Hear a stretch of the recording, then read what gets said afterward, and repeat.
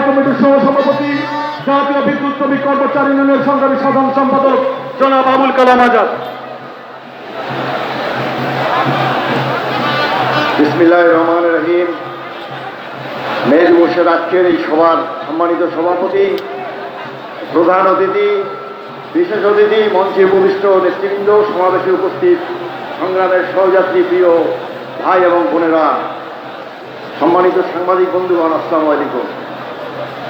বাঁচার মতো মজুরি চাই, নিরাপদ কর্মক্ষেত্র চাই, বৈষম্যহীন সমাজ ব্যবস্থা চাই, দুর্নীতিমুক্ত বাংলাদেশ চাই। আমাদের প্রধান অতিথির কাছে আমরা শ্রমজীবী মানুষ প্রত্যাশা করি উনি আজকে আমাদের উদ্দেশ্যে এই বিষয়ে সুনির্দিষ্টভাবে কিছু বলবেন। আর আমি আপনাদেরকে অনুরোধ করতে চাই, বিএনপিতে 17 বছর আন্দোলন করেছে, যার ভোট সে দিবে।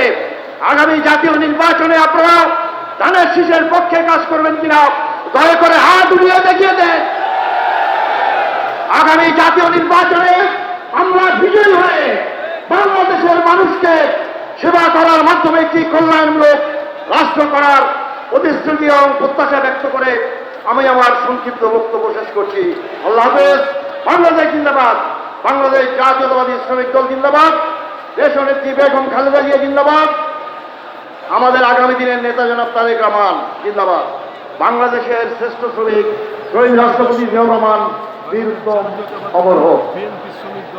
বন্ধুরা, আজকের এই সমাবেশে উপস্থিত আছেন বাংলাদেশ জাতীয়তাবাদী দলের জাতীয় নির্বাহী কমিটির সহ সম্পাদক, ঢাকা মহানগর দক্ষিণ বিএনপির সাবেক সাধারণ সম্পাদক জনাব কাজী আবুল বাশার।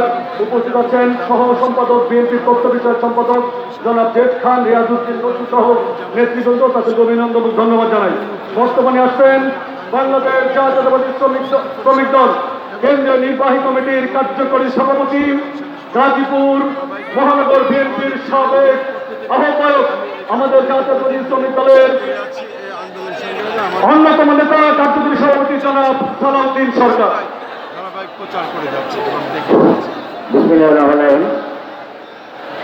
মহান মেদিনী উপলক্ষে আজকে জনসভার সম্মানিত সভাপতি, শ্রমিক দল কেন্দ্রীয় কমিটির সভাপতি জনাব আনোয়ার হোসেন, আমাদের এই অনুষ্ঠানে প্রধান অতিথি হিসেবে উপস্থিত থাকবেন ভার্চুয়ালি আমাদের দলের ভারপ্রাপ্ত চেয়ারম্যান জননেতা তারেক রহমান।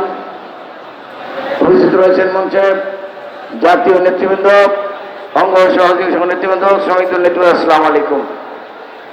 আসলে মহান মেদিনী দিবসের সবাই বক্তব্য দিয়েছে, আমি একটু ভিন্ন বক্তব্য দিতে চাই।